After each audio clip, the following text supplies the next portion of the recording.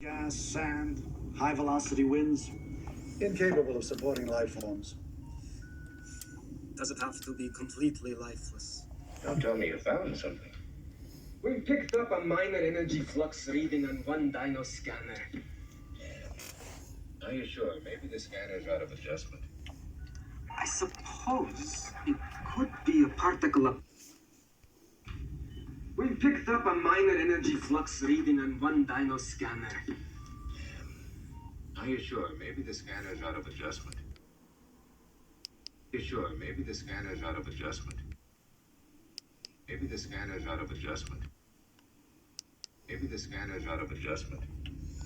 I suppose it could be a particle of preanimate matter caught in the matrix. That you can transplant.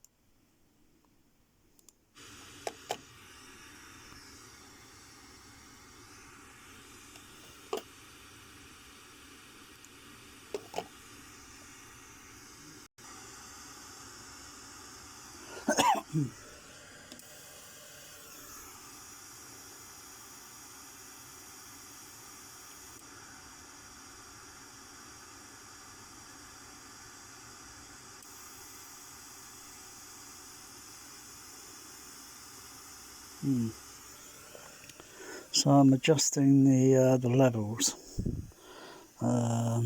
because I figured now I could get the pink noise from the REM. I can get the REM to go through to the CP200. Whereas before I could do that because I had it wired differently when it was wired onto the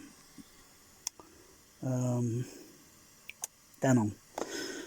Whereas I was using Y-lead connectors, but there was a bit of an iffy there, the way how it was connected. So I had some connectors going to the CP200 and some connectors going to the rest of the STDS, auxiliary 1 or auxiliary 2 for CP200, and don't want to play Atmos or such, very rare.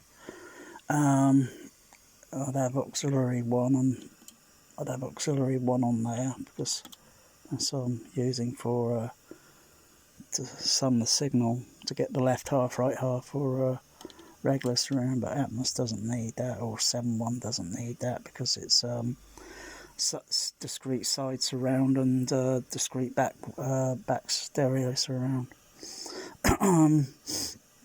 So now I configured, you know, because I didn't think I could do it. That is, you know, because I'm networking through the auxiliary 1. Sorry, the auxiliary, auxiliary 1 or auxiliary 2.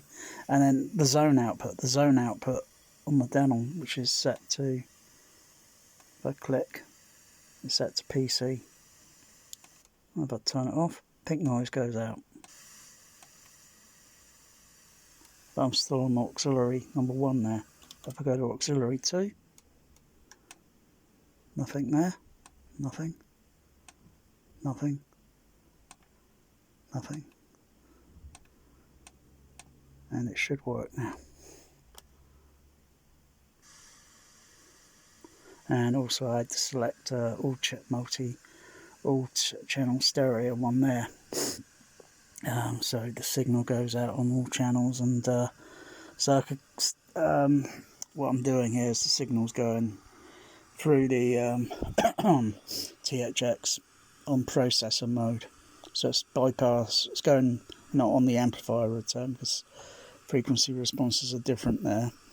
So it's going on processor mode, so I can check frequency response and try and get level matching, because the CP200 was designed back in 1980, so characteristics of frequency response, you know, have got to be kind of adjusted with its third octave EQs. Not that it's using it for any room frequency speaker correction. Speaker correction. That's done lastly on the DCX. So it's very tricky. It's very tricky. It's very time consuming because it's not easy.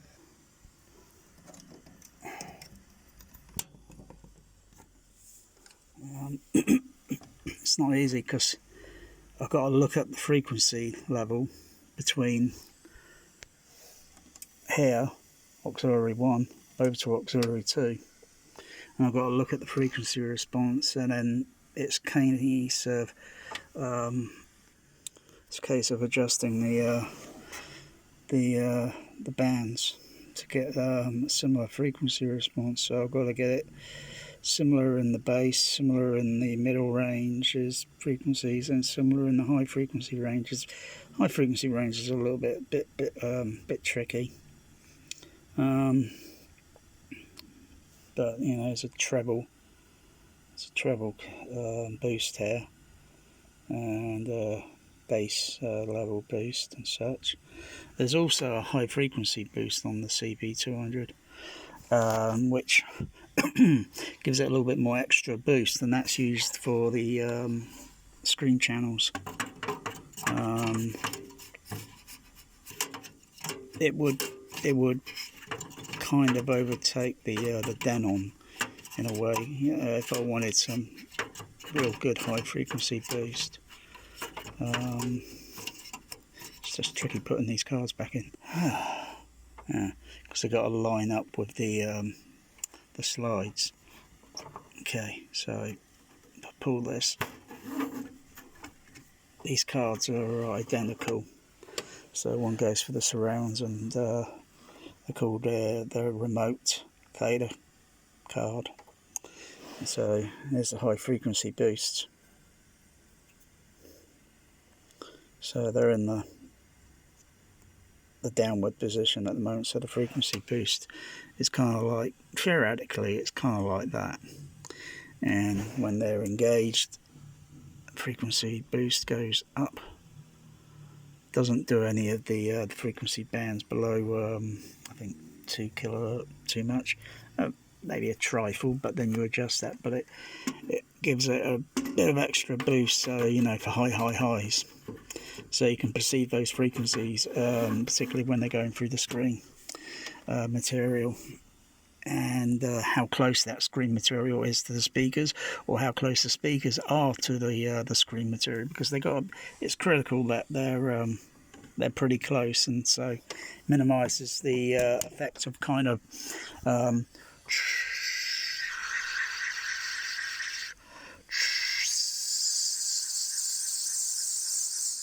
get that kind of effect, if you know what I mean. That was very crude, but it proves the point. There's no if, there's no but, no debate, and there's no vote about it. It is what it is, and it does that effect.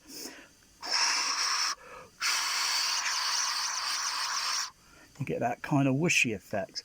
If you were to move the screen sort of like really quick forward, away from the speaker, and then back, and then observe the pink noise tone, you'd hear it making a whooshy sound. So it's got to be kind of, you know, very critical. It's but it's very tricky and, in a way, time consuming.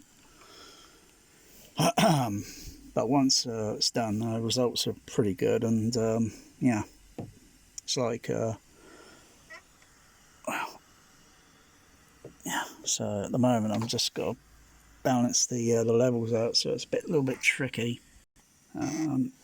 This is what, you know, that's what the what that golden ear thing's called, you know, because you've got to, you not only, you know, a golden ear will just listen and think, yeah, I'll make this adjustment on the EQ or whatever, and they ain't got no test equipment, so you know, you're going to be doing it blind as a bat. Of course, looking in third octave, since the bands on the CP200 are the third octaves, so I can go other opted to reserve, see if what's missing and so forth, and it's very, very, very time consuming, but it's exciting. It's learning. It's a learning thing. As well as I've got to adjust the level down slightly a little bit on here, otherwise it'll overload, because the input levels are set to the input levels go to a specific level.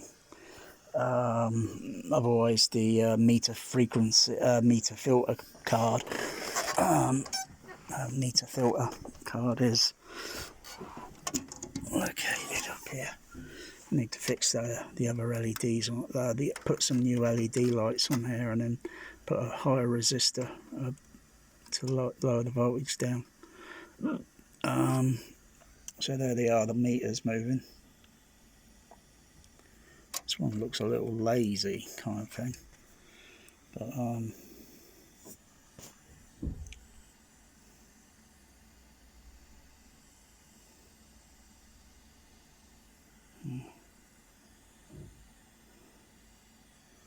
so it's kind of balancing the levels, getting them right.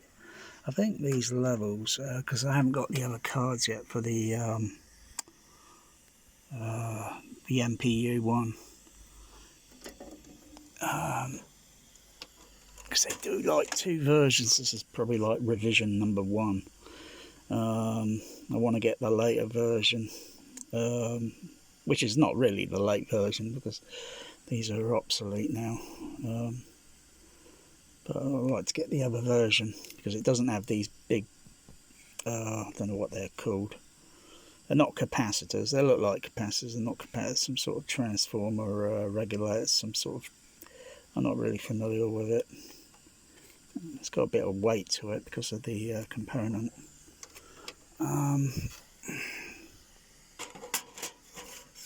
But not using those at the moment.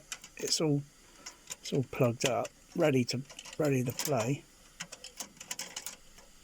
So it's all powered up, but it's not wired up yet, because if I wired it up, I won't be able to use it because most of the inputs are there's hardly any cards there. So MPU ones they're pretty they're very tricky items. They're very tricky items.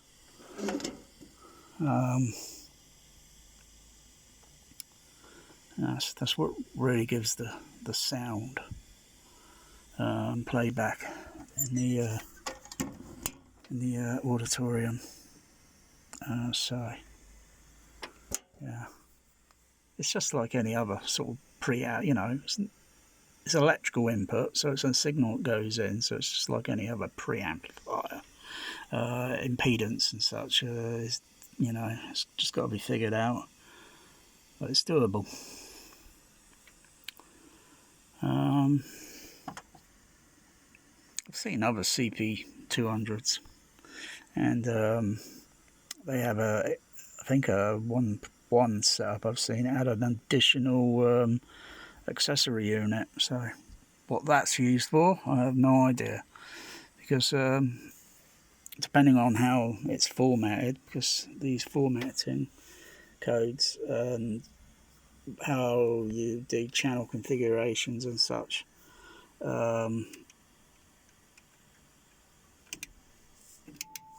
that's Dolby tone.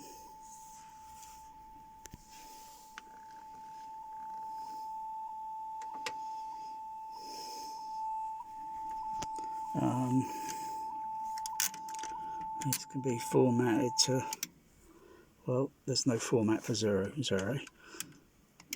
0, 1, that's mono. 0, 2, I forgot what 0, 2 is. I think it's stereo.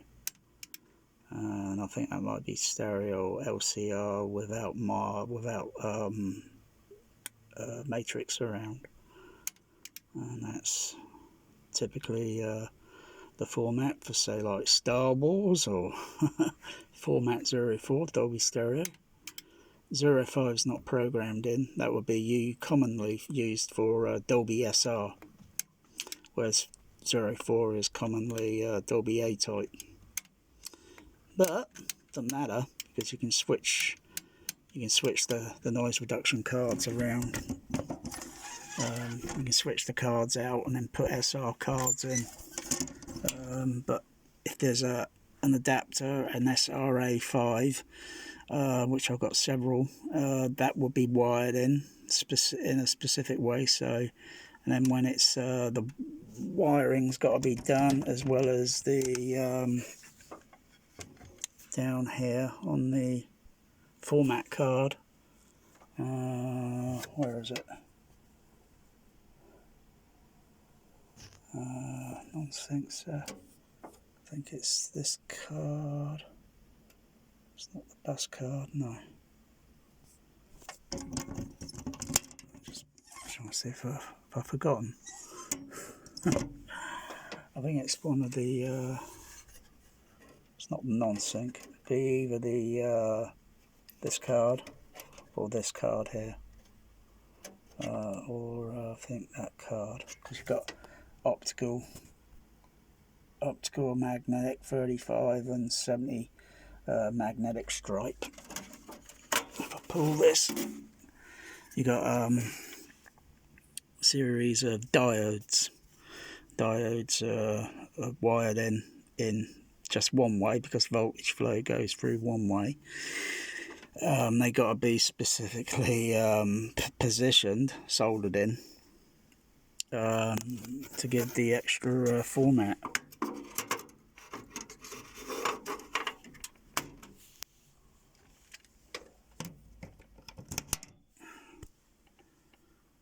And the CP200 can go up to as many as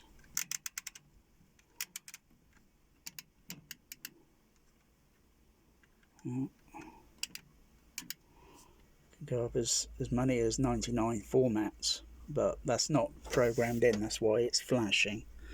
That's why the indicator's flashing, because that format's not yet been programmed in. So I'll randomly click through. No, there's nothing there. Nothing on 39. Nothing on 19. Nothing on 29. Oh, something there on format 23. 22. Yeah, got it. 20.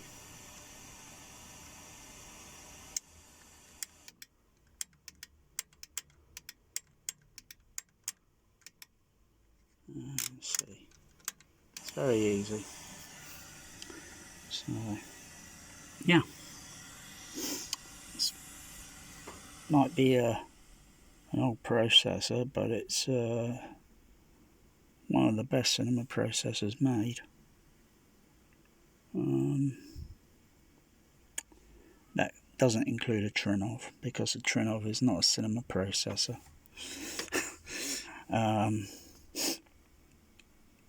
There might be a Datasat, I think. I don't know which model, and I think it's one of the Pro range that are used for cinema, and there's a consumer one that's used for the home.